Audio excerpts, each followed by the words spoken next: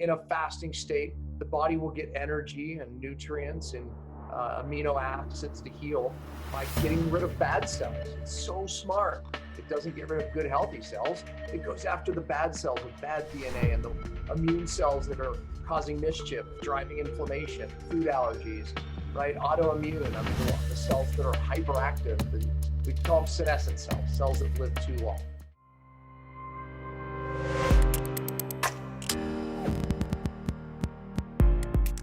Dr. Pompa, welcome to the Keto Camp podcast. I am excited to be here.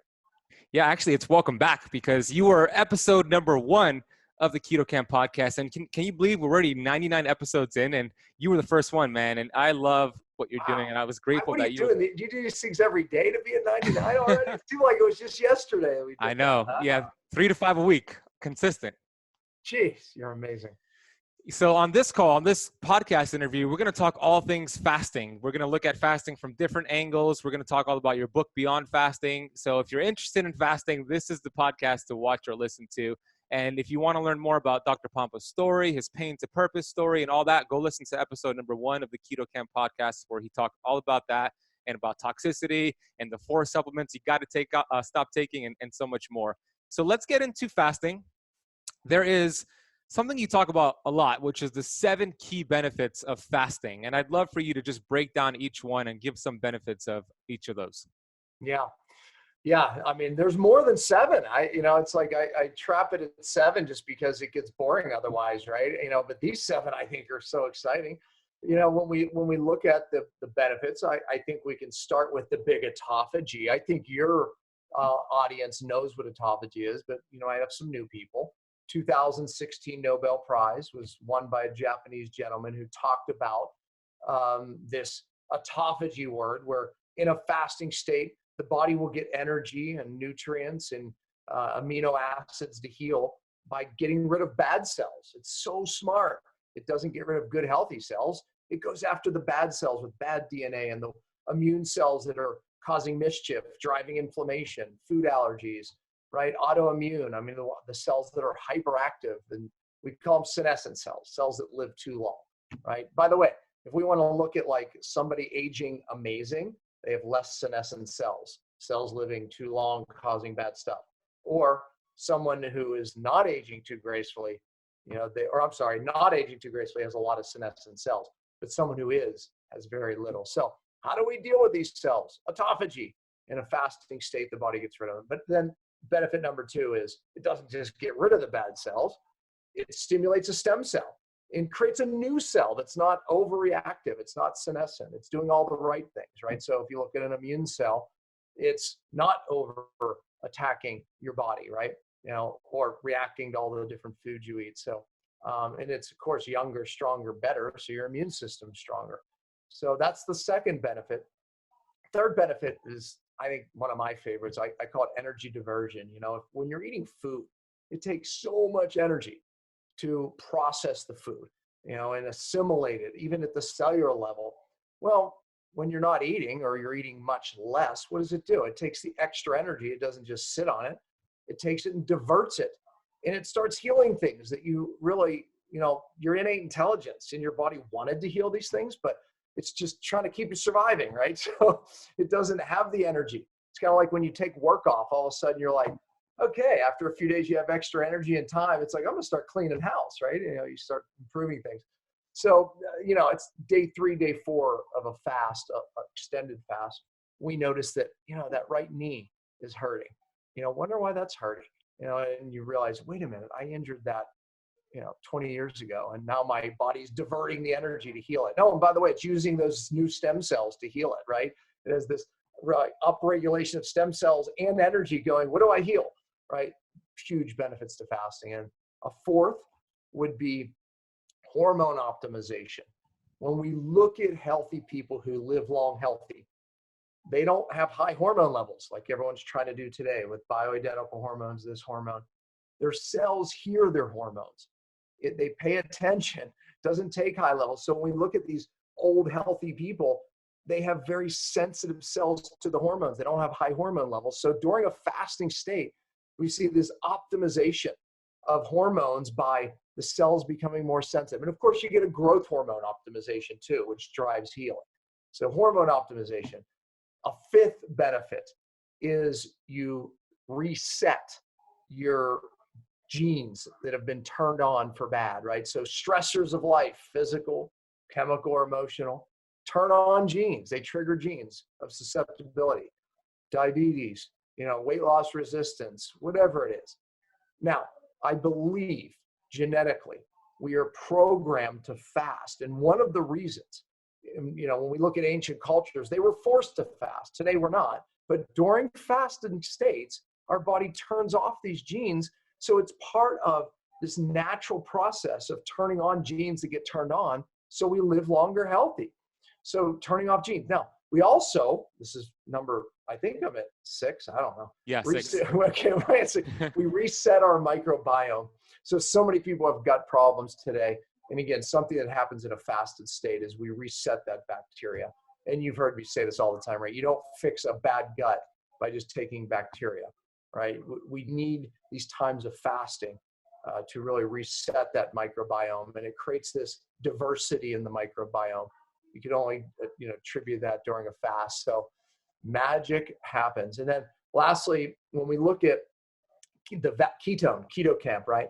Your people know how incredible ketones are for the brain, for the gut, for so many different things. I believe we need to go through times of high ketones to heal.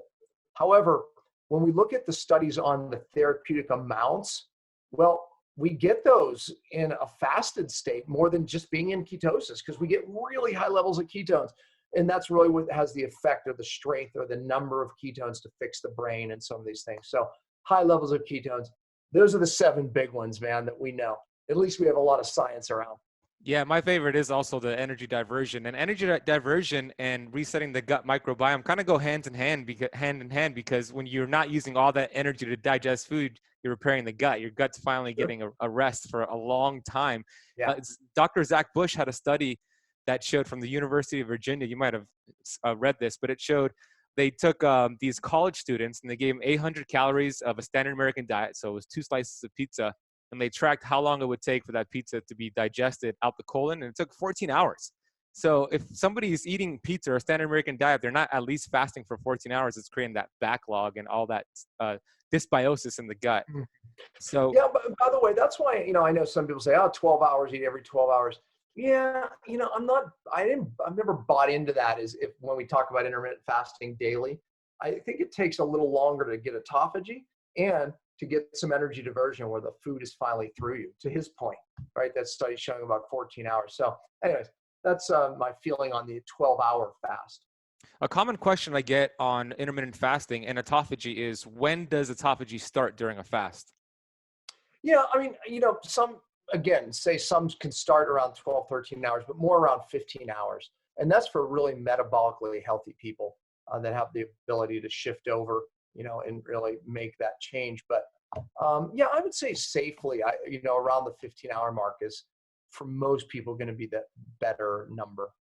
If you are, like you said, metabolically flexible, so you've gone keto adapted and then you fast, you'll get into around 15, 16 hours. But if you're not, if you're a sugar burner, it'll take you much longer, or it'll take you longer. Yeah, we know this, and I don't want to throw off your questions here, but we can look at when someone's getting max autophagy or getting autophagy by looking at blood ketones and glucose, and I'm sure we'll talk more about that. But we know this, that people that struggle to get fat adapted or aren't fat adapted, they never really hit those numbers, showing that they're not really getting into the autophagy. So to your point, we want to be fat adapted, and then we start really noticing autophagy much better. Yeah, and we'll talk about what to look for when it comes to the blood ketones and glucose. Well, how do you know if you should continue the fast or shorten the fasting window? So yeah, we'll get to that. What is your favorite intermittent fasting schedule for most people? Yeah, look, I first of all, I always say this. When we talk about intermittent fasting, sometimes it's easier to talk about an eating window. When do you want to eat, right? So pick a window. If it's an 8-hour window, when do you want to eat that 8-hour window? There's argument. Should eat breakfast, not eat breakfast. Look, pick your window that works for your schedule. It's not like you can just change your job or change your schedule when your kids come home and eat. So first of all, pick a window that works for you, right? Because that means you're going to be successful, right? So Don't get into like, whether it should be this window, that window, this time, that time. Find one that works for you. So pick an eating window, and therefore it's, obviously you're driving a fasting window on the other side of that, right? So, and then look at, how metabolically flexible you are. So I always say this: if you measure your glucose and ketones first thing in the morning, then we can look at and write those numbers down. We should see, as you fast, the glucose drop and the ketones rise. And really that should happen as you fast. If that's not happening, then maybe you want to broaden your window a little bit. So maybe you do start with a 12-hour eating window, and then you go to a 10-hour window. And if you start to, see that glucose dropping and the ketones rising, that means your body's doing the right thing and you're probably getting autophagy. So you can use that little technique to see how long you can fast for. Because again, some people are just not going to be able to go 20 hours on a fast. And if your body's not doing the right thing with glucose and ketones, it's an indicator that maybe you need to broaden your eating window or shorten your fasting window. So using that little strategy, you can kind of pick a window that works for you. But as you become more metabolically flexible and start fasting more, and all the strategies that we're going to talk about today, then you can start broadening that window. I typically eat, in a 3-4 hour window. I start, maybe 3 in the afternoon. I have a little bit of food, and then I eat a bigger dinner. Dinner works for me because that's when the kids are here, right? I don't eat before 4 hours before bed. So if I eat at 6 or 7, I make sure I get at least 4 hours before I go to bed. So that's my eating window. But again, yours may be different depending on your schedule. Out of the 3 methods to test ketones, blood, urine, and breath, which is the most accurate? Well, blood. Urine, you will see ketones go up, and it's irritating to me because people go, well, I can get into ketosis in 2 days. Well, they're looking at urine, right, where you see ketones coming out, right, and then just from eating more fats in the diet oftentimes, right? But once we get into actually fat adapt and your body's using ketones, they disappear from your urine. So it's really not an accurate assessment. So, blood is really, and breath is accurate, but the problem is you're measuring acetone, and there's a delay. So it's just a little less useful, because it's so delayed, it seems, right? So, but it is still an indicator. My son, Daniel, who is younger, and his breath ketones will always be higher, meaning he's burning up ketones like crazy. And then that raises the acetone in the breath. So his was always higher. I'm not as active as him, sitting here at the desk doing interviews half the time, right? So my breath would always be lower. However, my blood ketones would be higher. He was burning up his blood ketones and his breath was higher.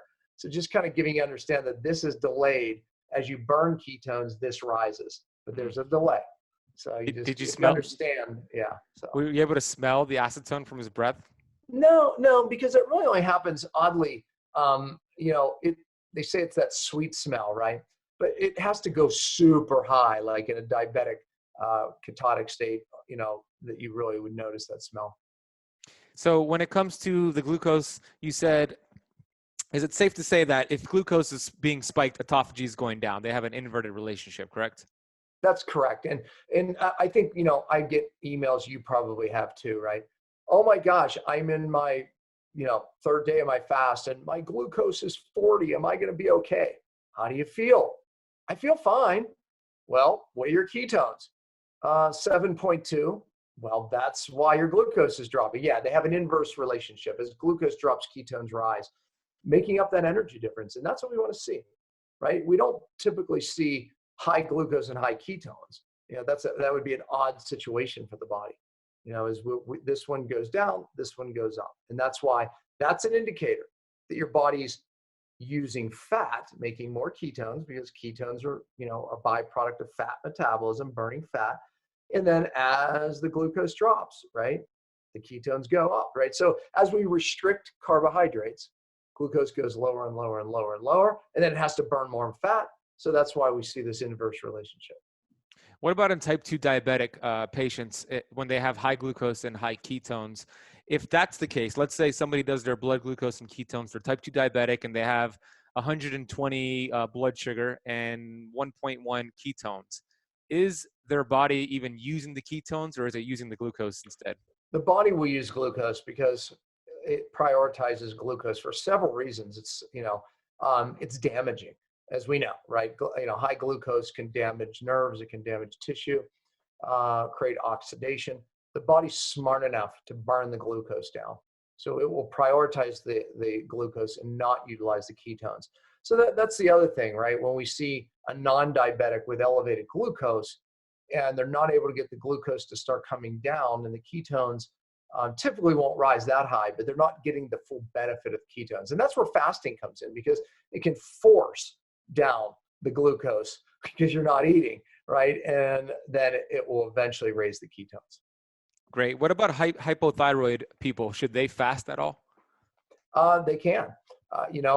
They sure can. If they're on medication, they will need less. So just work with your doctor on that. Be cautious of that. Diabetics, same thing.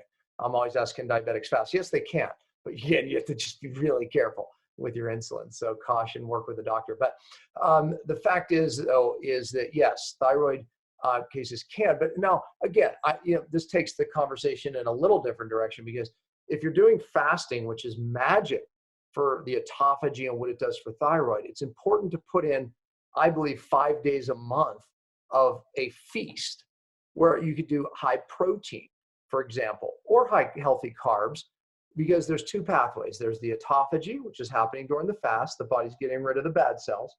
But we want to put it in an anabolic pathway where the body's creating new, right? And that's called mTOR.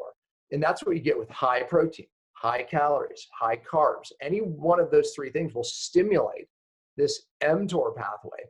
That, again, you don't want to do too much of that. We know that stimulating mTOR too long ages you prematurely, but we don't want to do too much fasting. That's a catabolic state. And if you keep breaking down, that's not good either.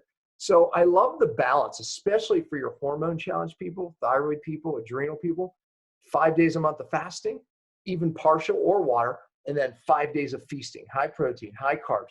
That feast famine works amazing, for your hormone challenge folks. Yeah, it does. And I learned that from you. You call it diet variation, feast famine cycles. It's what I teach, and I just name it keto flexing. So if you're familiar with that, Keto Campers, it's what I learned from Dr. Pompa. It's varying your diet and creating, because there is an art to that mTOR and autophagy, and we don't want too much in either direction. Right. So that's such a great breakdown. What about, this is a common question that I get asked all the time, and I know you do as well. Can I drink coffee and tea during my fast? Okay, so this is great, because we already talked about glucose and ketones, because we kind of set you up here to understand the answer. The answer is, I don't know, test. So I know people are like, I didn't want to hear that. Give me a definite. But let me tell you how to test, because it is different for everybody. So if you just measure your glucose right before your coffee or tea, and then 30 minutes after, if glucose consistently rises above 5, meaning if you took an average of 3 or 4 days, right, then it's not good for you. Because as we raise glucose, what happens is it shuts down autophagy. So we don't want to do that. Thomas Seyfried noticed this when they were basically watching tumors shrink in fasted states, in autophagy states, and then all of a sudden they would stop. He found that some people were drinking coffee, but it would happen to them and not others. So what was happening, they realized it was because the coffee was stimulating their glucose. And when glucose went up, tumor shrinkage stopped, meaning autophagy stopped. So we can learn from that, and I did. I was in a mastermind with Thomas, so I always give him credit there. I'm like you. I love getting credit where credit's due, right? It's like I wasn't the brains to figure that out. I mean, he figured that out looking at tumors, right? But I was the one that said, well, let's apply this to the average person, right? So test your coffee or your tea. Now, it doesn't mean you necessarily have to give up your coffee or tea. Maybe you have to change the way you're doing it. So for example, if you're doing coffee with fats, maybe you do better with black. Or if you do black, maybe you do better with some fats in your coffee. Or if you're doing coffee and nothing's working, maybe you go to tea. You know what I'm saying? Or maybe it's the caffeine and you need decaf, right? So you have to kind of try different things. Don't just abandon it. But, see, because we like something warm, in our fasting state that doesn't disrupt the autophagy. So you don't want to shut down autophagy. So test. I also think if you change up your coffee brand, if you're drinking a toxic coffee brand and you use a better one, you could get better results with that as well. Absolutely. So try different things. So we talked about intermittent fasting. We talked about the 7 key benefits of fasting. There's so much more, like you mentioned, and none of them was even weight loss or fat loss. That's a side effect of getting healthy. Let's talk more about block fasting. What is block fasting? Who should do it? And then I have some more questions for you. Yeah, I mean, block fasting was something that, really is AKA for extended fast, right?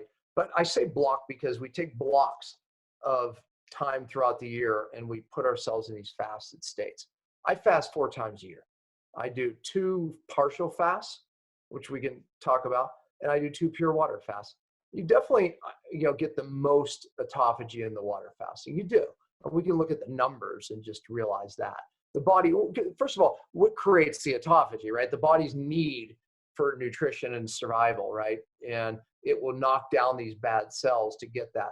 So obviously, when you're doing just pure water, there's greater need, right? So it just creates more autophagy. But, so block fasting is, we're also benefiting as you go through the fast, you're getting more autophagy. So if we go into a fast, and my book talks about this, you don't want to just run a marathon, right? If you train for a marathon, your results are going to be better. I think all you would agree with that, right? And it'll be a lot easier too, right? Instead of struggling through the marathon. I did that once. I actually ran a marathon without training, and it was very difficult. Won't do that again. Blisters all in my feet, not good.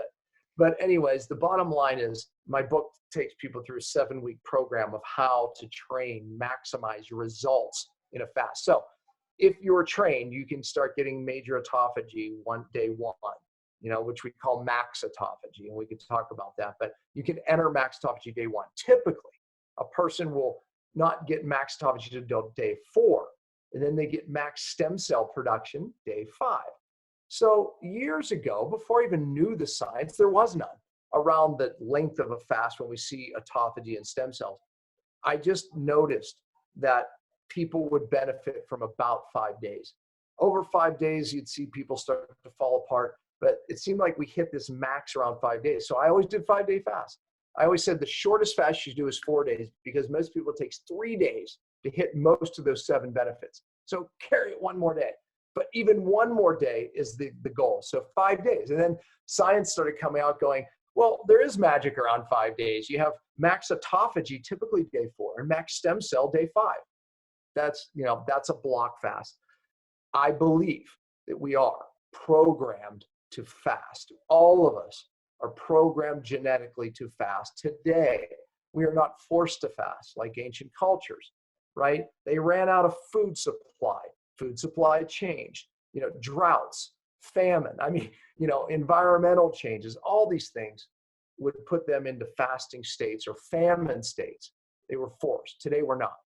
But we are designed, programmed to fast, resetting our bad genes, our DNA, our microbiome. When we're not fasting, we're missing out on all of that. So block fasting a few times a year, even once for beginners, will transform your health, but to maximize those results, those 7 things that I talked about, that's why we prepare and train. And that's that 7-week program in my book. And how do you calculate maximum autophagy? So let's talk. It's great. So we're kind of building on this concept of glucose. Do most of your people, they get a Keto Mojo, right? Yeah. This is a meter that measures glucose and ketones. If you don't have one, get one. Okay. So and you can provide a link for new people, right? Mm-hmm. To get one of these things that with 1 blood prick, we can test glucose, beep, write it down. We can test ketones, beep, write it down. First thing in the morning, best time to check, because things like exercise and eating throws off those numbers, right? So we want to see where you are. How do you know if you're in ketosis? Beep, above 0.5 on ketones in the morning. Okay, everyone's on the same playing field. So how do we know in max autophagy? So let's say you're fasting. And day 1, let's just play it out. So day 1, boop, we take our morning glucose, morning ketones. So, hey, I'm doing better. I'm 85 on my glucose, and I went in fat adapted. So already I'm at 1.1 on ketones. Okay, so if you're listening, write those numbers down. So let's just write them down. What did I say it was? I said, 85. You're going to do the math. You have a calculator? Yeah, I'm doing it here for you. So you take your glucose, 85, divide it by 18. Okay, so we have 85 divided by 18. What does that equal? 4.7. 4.7. Okay. Now, I said our ketones were 1.2. All right, so ketones are 1.2. My pen's going to run out. Okay, so now 4.7 to 1.2. Okay, that's obviously a ratio where your glucose is much higher than your ketones. The goal, when we know we're hitting max autophagy, is a 1-to-1 ratio. Okay, so now let's run it again. So now we're day 3 in the fast, right? Now you went in, you did the 7-week program, so you're doing the right thing. Okay, so now your glucose is down to 60. Okay, so divide it by 18. Let's get the European number. Go ahead and do it. 3.3. 3.3. Now your ketones, day 3, because you did everything right, are going to be 3.8. Okay, now you're actually a little more than the 1-to-1 ratio. So hypothetically, if my ketones were exactly 3.3, we'd be at 1-to-1. But they were better. They were 3.8. So we're beyond max autophagy, and that was day 3. Okay. By day 5, let's play it out. Let's say now your glucose is 47. Divide 47 by 18. 2.6. Okay, 2.6. And your ketones now are 7.2. So you can see now you're beyond max autophagy. You're crushing bad cells. So it's kind of fun when you can actually watch that evolve. Now, those of you who are going, wait a minute. You know, I've heard Papa, I've heard you, you know, your followers. I don't hit those numbers. No, you shouldn't expect to necessarily hit those numbers your first fast. That's why multiple fasts is how we get continued autophagy. Bad cells don't adapt. Fasting is a stress that forces cells to adapt. So the good cells get stronger and your bad cells die off and get weaker. So with each fast, you're getting stronger cells. With each fast, you're getting rid of the bad cells. With each fast, you're basically creating a body that's more and more metabolically flexible. So you get younger with each fast. It could be 1 a year, it could be 4 a year, 3 a year, but each fast you get stronger and stronger. And I'm going to say this, each fast is a little different. You might have gotten this symptom on that fast, this symptom on that fast. Your numbers change, but each fast you're relying on that innate intelligence to drive and heal your body. And there's no older therapy known to man than fasting. Every religion disagrees on everything, even prayer, except fasting. So it's remarkable what happens in a fasted state. But this has to be part, just like ancient cultures, this has to become part of who you are. It has to become part of what you do. And it's transformed my cellular health, meaning because when I was sick in 1999, 2000, 2001, I was very sick. My cellular age was much older than my actual age. Now, we have ways of measuring this, telomere testing, DNA methylation. All I can tell you now is my cellular age is far younger than my actual age at 54. So that wasn't accident. It would have gotten worse if I continued, right? But it's getting better through autophagy. Now, I've done some stem cells as well. I'll be completely honest, but the bottom line, and I've done a lot of different things, but fasting is the free way of getting there. It's my favorite tool in the shed, and it's a tool, just the same way a chainsaw's a tool, and a chainsaw could hurt you if you don't know what you're doing. You got to know what you're doing. That's why you said it's a marathon you train for. It's a muscle you develop. So maximum autophagy, that 1-to-1 ratio, that's where Dr. Thomas Seyfried saw the tumor shrink, correct? Mm-hmm. That's right. Yeah. So he calls it the target ratio, and that's exactly right. Is when he would hit that 1-to-1 ratio, they would see tumor shrinking. Meaning there's a max autophagy. For you to shrink a tumor, your body's going after the bad cells, and it's going right there, right? So we know that happens. You get above that, glucose starts rising or not coming down, you're going to stop that autophagy. And what does that do for somebody who has autoimmune, like Raynaud's, like myself? What would that do during a block fast if you get maximum autophagy? Yeah, so again, when you have autoimmune, you have too many immune cells overreacting, attacking your good tissue, right? So what happens is when you're hitting this max autophagy, your body is crushing those senescent, again, immune cells that live too long, that attack your body eventually, they cause mischief. So you're just getting rid of those bad cells at a very rapid rate, and thereby getting rid of the hyperimmunity, replacing it with young, new immune cells that are young, not overactive. So eventually, through multiple fasts, the body ends up with a new immune system. Now, if you have an upstream stressor, this is not about toxicity today, but if you have an upstream stressor, then you could be creating bad cells too fast, right? That are disrupting DNA, et cetera, et cetera. So fasting with cellular detox, that's the magic that I've been teaching for 20 years, right? Yeah, you have. How are we doing on time? We have about 15 minutes. Let's keep rolling here. Okay. So there are 4 different variations of a block fast that you have taught me to teach my community. And that is actually break down all 4 real quick. What are variations of a block fast that the audience can do? Yeah. So you can do a partial fast, which I talked about, right? So, what is a partial fast? I learned this from a French guy, Albert Mézières. I probably mispronounced it. I'm not great with anything, but I'm not great with English, let alone French. Anyway, I was dyslexic I said as a child, but you're always dyslexic. So it's part of my brilliance, the way my weird brain works, but forget about pronouncing things or spelling things. Anyways, Albert was doing very long fasts for people with all types of different conditions. And one thing he noticed is that, people only had an ability to fast so long before it would turn bad on them. And then he'd put them into a very partial fast. And I'll define that in a minute. But then he noticed that not only did they start to feel better, but all of a sudden they would start getting all of the signs of healing again. So people that had certain challenges, he just went and did a partial fast with them, and he would notice, wow, they actually did better sometimes than the water fast. No, not everybody, but it became a tool that he developed, and then I started using some years ago. And all it means is instead of just going with no food, we bring the calories under 1,000, depending on body size. So if you're smaller, maybe 500 calories. If you're bigger, maybe 800 to 1,000. We restrict your calories, but you also have to restrict your protein, because if you eat too much protein, then it will shut down autophagy. And as you know now, that's part of the magic of fasting.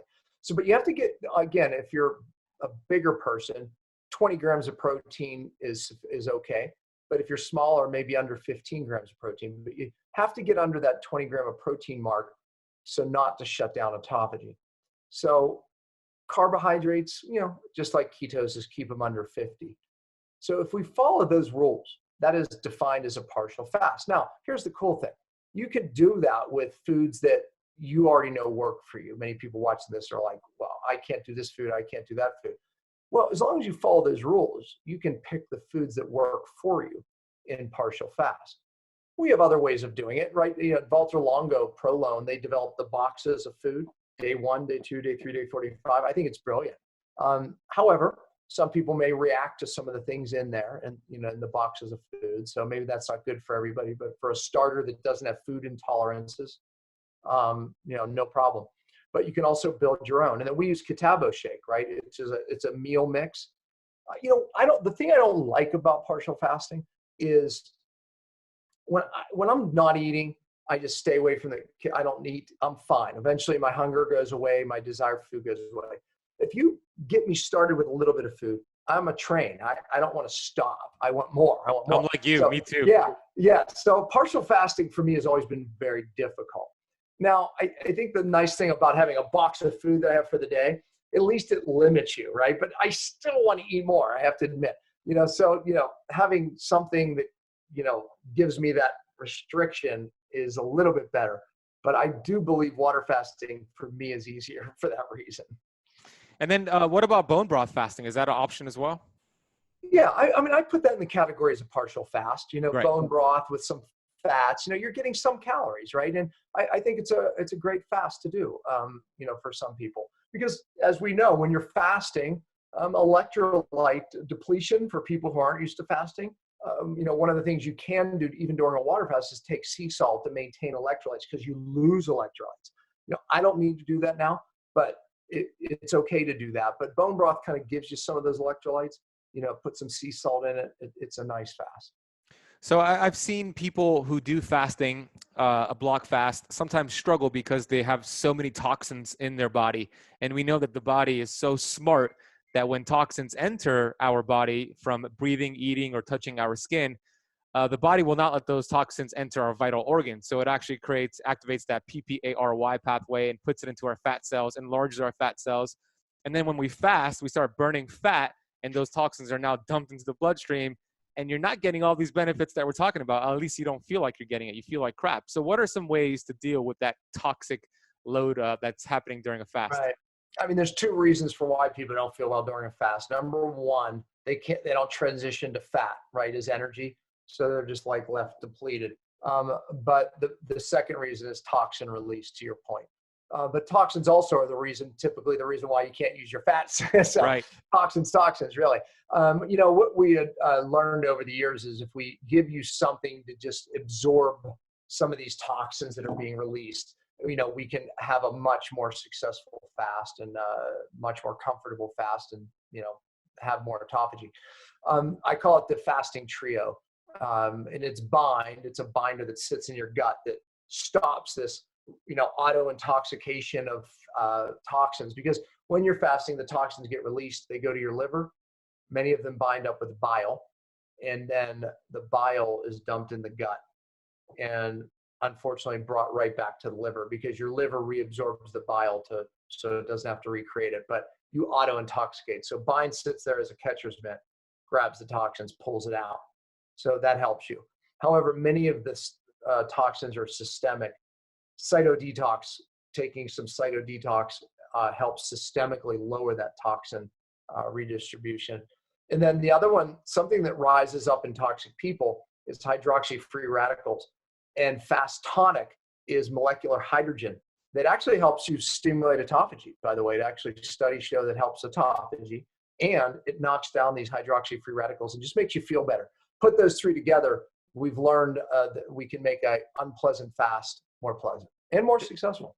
Yeah, it's a game changer. So all these supplements that Dr. Pompa's talking about, you could find them over at ketocampsupplements.com, and we'll also put an individual link for each one in the notes. So we talked about intermittent fasting. We talked about block fasting, AKA extended fasting, different ways to do it. Now there is the most probably extreme version of fasting, and you do this often, or you've done it in the past, which is dry fasting. What are the two types of dry fasting, and how would that benefit somebody? Okay, so I have to give my son credit. He is much more efficient at dry fasting. Well, I should say efficient. He's pushed the envelope. He's done Daniel? 2 dry fasts of 4 days. Yeah, Daniel. He's done 2 4-day dry fasts. Okay, so just to put this in context, folks, we're talking about not eating food or water or drinking water. Why would we do such a thing? And I know wait a minute, you can't go over 3 days without water. Well, that's not true. Because of autophagy, it's not true. So meaning that your body needs water, right? So what it does is it just starts crushing cells, because cells hold water, particularly fat cells. So very toxic people don't do well with dry fasting. Let's just say that, because you do crush fat cells, which hold toxins. But so your body wants to get water. So by upregulating autophagy, it gets water to survive. There's about a 3-to-1 autophagy versus regular fasting and a dry fast, meaning you have 3 times more autophagy during a dry fast than you do even a regular water fast, right? So maybe 6, 7, 8, 10 times of that of a partial fast. So, and again, the reason is because your body needs the water. So it's just crushing bad cells to get more water. And of course, it's getting nutrients as well. But look, even throwing in 1 day of a dry fast, many religions do that. They do a day or 2 of just dry fast. It's remarkable. So let's say, all right, look, I don't really have the ability time-wise to do a 5-day fast. Well, what if you do a 2-day dry fast? Well, that would be equivalent to 6, So, there's purpose. I always do 1 or 2 days of dry fasting within my 5-day water fast, just and watch what happens. I mean, my ketones fly off the chart. right? Glucose plummets. I mean, so yeah, you have to be a little careful with it. Don't jump out and do that right away. Obviously we always recommend supervision for fasting, but it is a way to biohack, the autophagy process in the body. It's fun. And there's two versions of that, right? The soft and the dry. Yeah. The soft and the hard, excuse me. So what are those two types of Yeah, so my son did a hard dry fast, the first one he did. And that means no shower, no toothbrush. Why no shower? Because the body's so smart. It will take the water that you're showering and absorb it through the skin, and then it slows down autophagy, right? So no going out in the rain or anything like that. Yeah, right. So, some people in the old days, they talked about dry fasting near a stream where you're just pulling in those negative ions. So there's a benefit, to doing it in a humid environment. Daniel did it in Utah, in Park City. Even dry more environment. Yeah, exactly. And I don't remember how many days he was going to do, but I was like, you need to stop. You're getting too much autophagy. But so hard dry fast is like you're not showering to absorb that water. I have to tell the story though, because Cameron, who Kava Cam, he developed of course, Kavaplex. Mm-hmm. He was one of my clients years and years ago, and he was literally at death's door. They sent Cam home to die because they couldn't get an IV in him. It started off where he could eat just a few foods, and then it went to where he couldn't eat food. And then it went to where he was able to drink one water. He was having anaphylactic shock over water. So he couldn't drink water anymore. And they were, of course, we better hydrate him. Let's get IV. Anaphylactic shock. So he literally was on death's door. They finally just sent him home. Like, we can't do anything. We just have no answer. And I said, Cam, I told his family, listen to the innate intelligence. Your body doesn't want to eat or drink. Ride it out. The body will tell you when to drink, and it'll open up that door. Right now, it knows what it has to do. Let's trust it. That's what he did. He went 12 days without food or water. It saved his life. And he tells the story that, he kind of knew, and he just started, he started just getting a little thirstier, and he started to be able to drink water. And then it led to water, led to food. Then it led to us being able to detox him. So that was a tipping point for me being able to detox him to save his life. So interesting story. That's amazing. The human body is incredible. Do you have 10 more minutes? Yeah. Okay. Because I have a couple questions from the Keto Camp Academy members. Before I do, on this topic of block fasting, before we get away from it, what are some signs that you should probably break the block fast if you're going more than 5 days? Yeah, because there's a strategy for going more than 5 days, right? People that are very heavy set, right? They have a lot of fuel to burn. They can benefit from longer fasts. And I discussed that in my book, but you're right. There's a point where the body will start not benefiting. But here's the cool thing is the innate intelligence lets you know. Number one, you'll go through like the white tongue, all right? Then you go through, it might turn yellow, it might turn fuzzy black. I've seen them all, green, you name it. And then all of a sudden, your tongue turns pink again. That's a sign to stop the fast. And sure enough, lo and behold, if you keep going, you'll start to feel very crappy. Another sign is weight loss. You should lose a half a pound to a pound a day. And if it goes like 2 days where you're not losing weight anymore, that's a sign to stop the fast. Okay. So, here's a really easy one. If hunger comes back, because after so many days, your body just loses hunger. Now all of a sudden you're hungry, and hunger is a different feeling than just like, looking at something, craving, walking away and being okay. No, this doesn't go away. It's a gnarl in the stomach. And all of a sudden you're hungry. It's a time to break the fast. So little tips. Those are solid tips. Really good. Okay. Let's get to a couple questions I got from some of the members, amazing members of the Keto Camp Academy. The first one is from Tara. She says, what is the best indicator that your fasting window is too long? Well, actually, we answered that. So we check your glucose and ketones, make sure it's going in the right direction. So Tara, great question. So Tara, let me just add to that. So glucose starts to rise up after 18 hours. Your body might be tapping into muscle or dumping glucose from your liver. We call that gluconeogenesis. It's a sign that it's just not able to continue fat burning. So just back up. And Alta Alta says, weight is no longer an issue, but I am sticking with a 16-8 or an 18-6 schedule for my fast. My concern is insulin resistance. What is the best fasting suggestion to beat insulin resistance? Well, look, I mean, multiple fasts is the key, right? Insulin resistance is where your cells aren't hearing not just insulin very well, but other hormones. Again, look at the number one reason of why we're learning that toxins play a bigger effect even than the diet with insulin resistance. So my advice to you would be to add cellular detox to whatever you're doing to increase insulin sensitivity at the cell, decrease inflammation driven by toxins. So that would be my strategy. But again, multiple fasts, the body gets more and more healthy at the cellular level. Yeah, and I just taught this in Low Carb USA. I've learned it from you. When the body has cellular inflammation from toxins, all of a sudden insulin can't push glucose into the cells. Exactly. So the toxins are the issue there. So there you go, Alta, cellular detox and multiple fast. I have one more here and we'll move on. Lisa Harris says, sometimes I get a little panicky about fasting because I've had so much weight loss. I've done 18-6 most days with additional meals periodically to change it up. I've had great success, but I've only done one 48-hour fast in 2 years. I know the benefits. Can you advise me on mental states during the day so I don't get nervous about it? Mental states. So well, put it this way: you fix mental states with knowledge. A little bit more knowledge may help. First of all, if you're doing 18-6, I always say the feast days are as important as the fasting days. So you shouldn't worry about too much weight loss unless you're doing too much autophagy. So adding 1 or 2 days a week of feasting is the magic for you. So the knowledge will fix that. Now, what does a feast mean?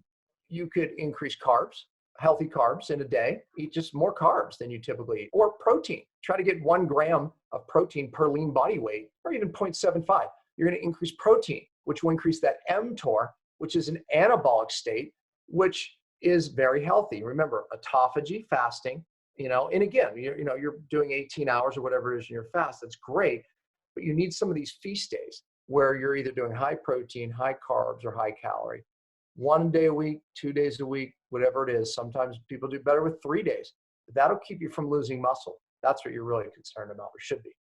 Awesome. Okay, let's take a sidetrack here and get away from fasting for a couple of things.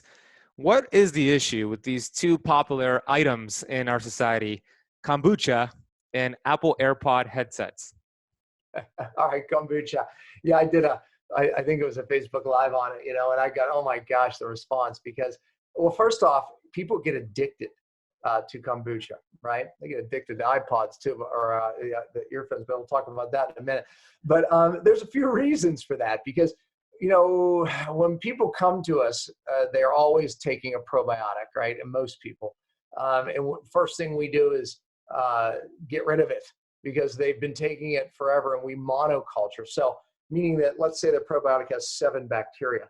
You keep taking those 7, you're going to create a dysbiosis, right? You're going to end up with too much of these 7 and not enough of that. There's a balance. So you have to rotate the bacteria. Well, when you're drinking this kombucha, you're getting the same bacteria. So you have to do the same strategy we do with probiotic. Change the types that you're drinking, change companies. They start with different starters. They have different bacteria. They lean heavier on some than the others. So just change it up. Don't drink the same one, which creates an addiction for it. Oddly enough, it's like you're addicted to the food you become intolerant to. I believe the same thing happens with the kombucha. So break the addiction, change the bacteria, don't monoculture. Great advice. What about Apple AirPods? What's the issue with that? Yeah, so I did a Facebook Live on it, and then we had like almost 500,000 hits on it because the advice was show your kids this. So we tested just the old wired in ones, right? And it was really, minuscule, nothing to worry about, right? The radiation, the electromagnetic frequency going into the brain. And then we put the iPods in, the iPods. Is that what they're called? iPods? AirPods. AirPods. I knew I was saying it wrong. You can tell my age, right? I don't put these things in my head, so I don't even know what they're called. And then we tested the EMF. At 0.5, the way we measure it with the device, we see cellular damage and DNA disruption. It was 1,000 times that. And it's going right into your brain. So when I see these people walking around with these, it's everything for me not to go up to them and be like, stop putting that radiation right in. Distance is everything. If your cell phone is here, we know this causes problems, right? Tumors, every cell disruption. But here gives you a level of protection. So you don't put these things right in your ear. It's going right into your brain. Not good. When I first saw that, I have a pair of AirPods and I used to wear them to work out. And then I saw your video and I haven't worn it since. And I also see people all the time, kids all the time, UPS drivers all day long with these AirPods, pregnant women with these AirPods. And I want to do the same thing, just kind of rattle them like, wake up, don't put these in your ears. It's not this like overprotective paranoia. I mean, we can measure this. Right. Scientists know at what level EMF affects the cells. Right. So, I mean, it's not smart. It really isn't. Okay. So I have my rapid fire questions for you, and then we are going to wrap up this interview. Are you ready to do the rapid fire questions? I hope. Yeah. You didn't do it last time. It's new to the show. All right. Let's do it. What is your favorite keto food? Avocado. What is your favorite non-keto I guess food? my brain went. I'm like, yeah, but I like ghee. All right. Whatever first came to mind. I know. What is your favorite non-keto food? Oh my gosh. I love squash. I don't know. I love those types of things. Acorn squashes. And that could be keto as well. What's the first thing? That's true. Hold on. Maybe a sweet potato. Is that more non-keto? I love sweet potato. Yeah. Okay. Is that better? Yeah. That's better. I mean, I could jump out and say pasta. I mean, Yeah. Anything goes. I'm Italian. I mean, every once in a while I have a really good, artesian grain pasta. Okay, let's go with that. I mean, I'm thinking, what would I rather have? I love sweet potato, but that's what we're going to go with. What is the first thing you think of in the morning? First thing I think of in the morning, like pleasure-wise, I would say that warm cup of coffee that thank God I test good for, right? And that's the only one I have through the day. I just have my one cup of coffee in the morning. That's what I look forward to. Black? No, I do a little grass-fed cream. I don't put all the fats in it. I just get less glucose rise if I don't put all the fats. What's the best piece of advice you've ever heard? Here it is. You want to function with your true identity. And I train on that, because when you're not functioning with your true identity, you're not going to be productive. You're not authentic. You're not going to change lives, make a difference. And why do we not function in our true identity? It's because of wounds in our life. We all do this to some degree. And once we're functioning outside that true identity, the way God created us, we lose our greatest leverage in life, our greatest gift, our greatest, of who we are. And that's so important. So we develop patterns to compensate for wounds in our life. And then we find ourselves outside of our true identity. And I think all of us, including myself, we always have to look at those areas of our life. And the closer, and I hope the older we get, the more closer we get to that true identity, and the more effective we get in every aspect of our life. That was the best advice I ever read in a book, one time.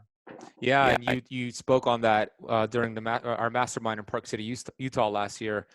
When I am not operating in my true identity, I'm complaining and I'm procrastinating. So those are two signs to know if you're not operating in your. That's it. Exactly. You start complaining, right? Yeah. It's like, and it might be an area in your job where you're just not functioning in that, it's not who you really are. If you start complaining about it, check yourself.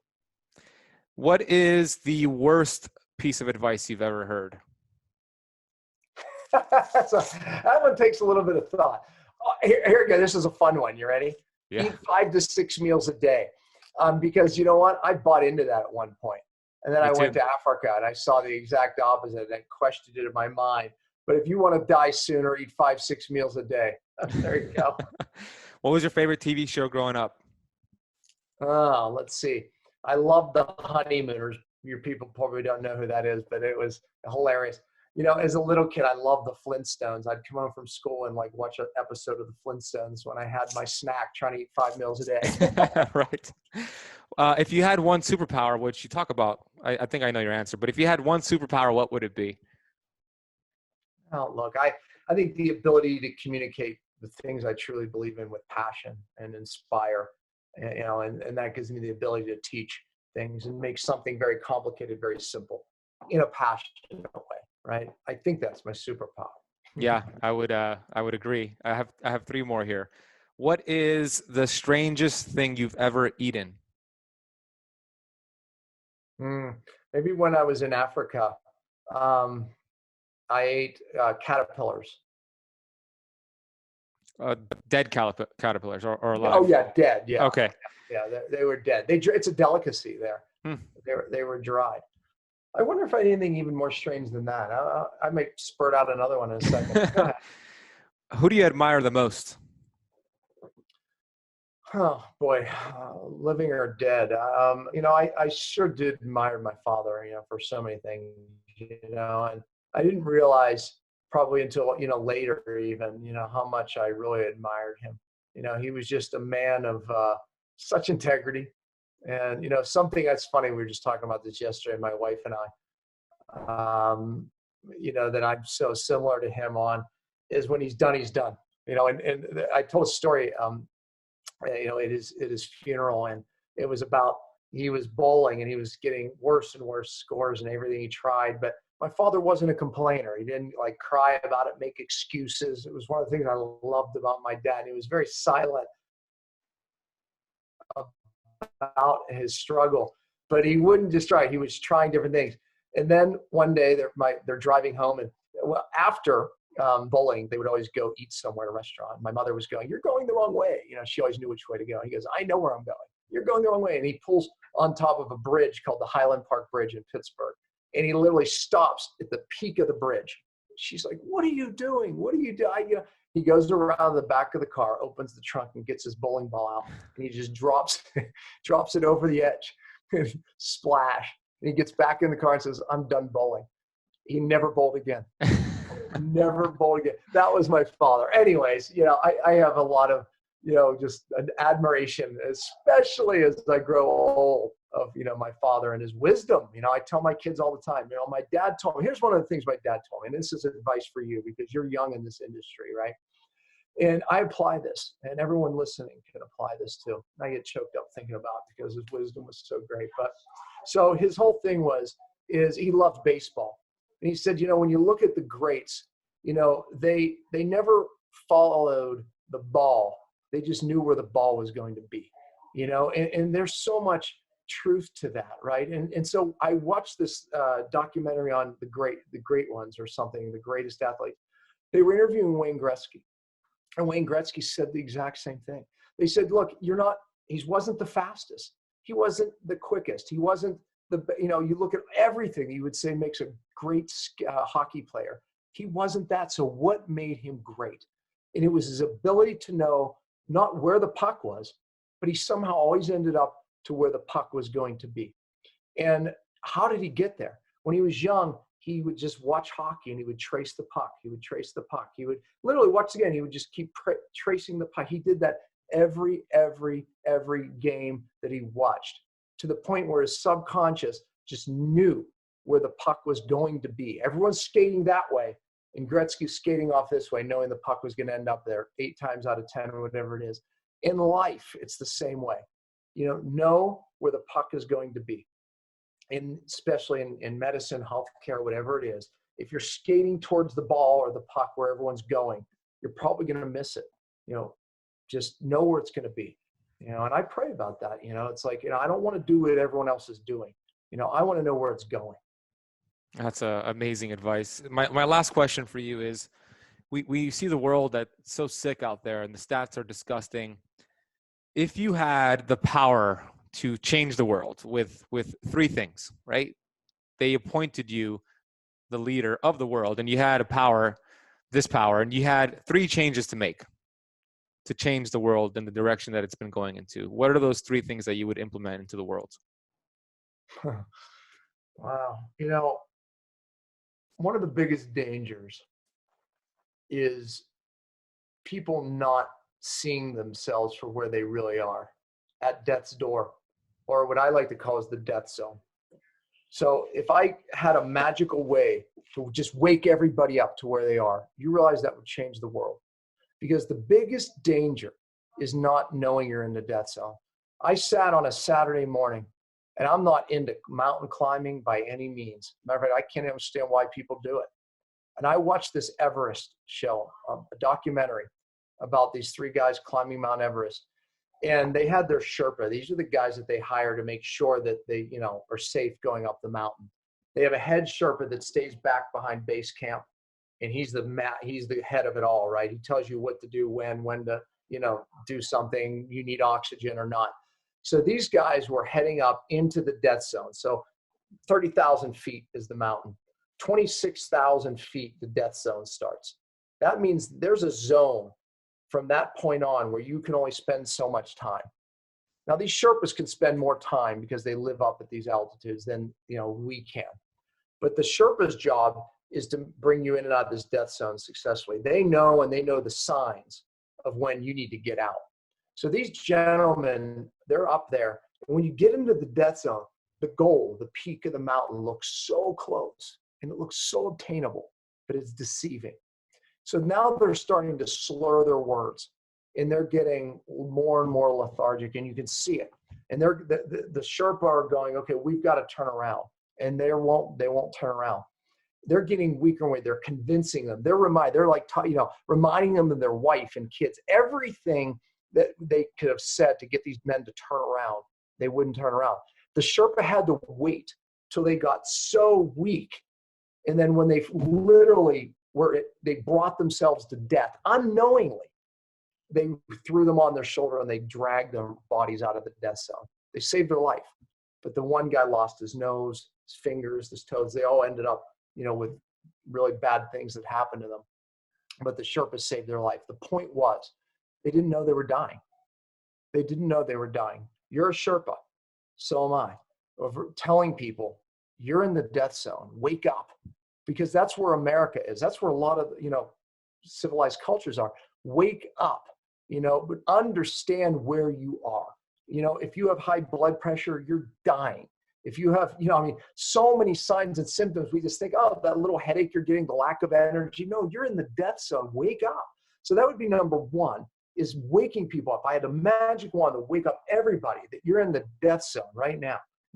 And get out now before you lose your nose, your fingers, your toes, right? Whatever it is. So that's number one.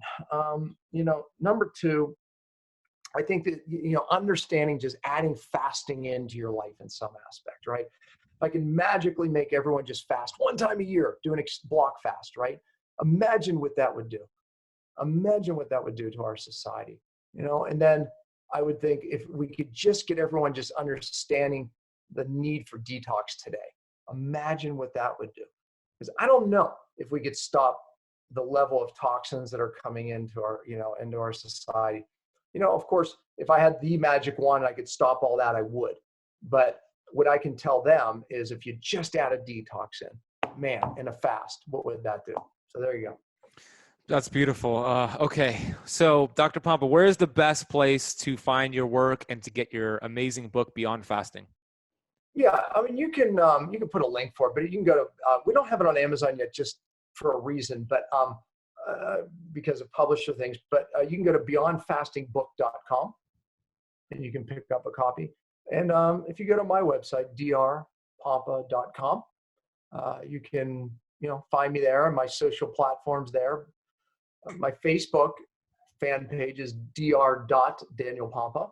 So if you're a Facebook person, you can go there, and that'll lead you to Instagram and all that other stuff too. So there you go. Awesome. Well, Dr. Pompa so I've been studying health for 11 years. That's when I got into the health space back in 2008, 2009. And I love studying just like you. I want to spend all my days just studying. And for the last 11 years, I've probably studied 3 hours on average every single day. And I don't say that to impress anybody. I say it to impress this point. I believe you are the most brilliant person, the greatest in the world to teach these tools. And your information is phenomenal. I feel like this. I feel like you are the Michael Jordan of the health space. And I am a rookie in the NBA, getting coaching from Michael Jordan, getting mentorship from Michael Jordan. And I'm so grateful and blessed to have you as my coach, my mentor, to be a part of the Platinum Doctors. I really enjoyed this conversation. It was, I think, my favorite interview I've ever done. And I've heard some things you said on this podcast that I haven't heard you share before. And I've listened to all your episodes. So Dr. Pompa, I love you, man. Thank you so much for coming on the podcast and just showing up in this world. Well, like Michael Jordan, there's the ones that came behind them that exceeded him. And, you know, that makes me happy, you know, and from pain to purpose, man, you know, I just like you, right. I didn't land here, you know, because of choice, you know, it chose us, didn't it? You know, so I appreciate the compliment, but I remind myself that too. So thank you, Ben. I appreciate and love you, man. Thanks. Thank you, Dr. Pompa.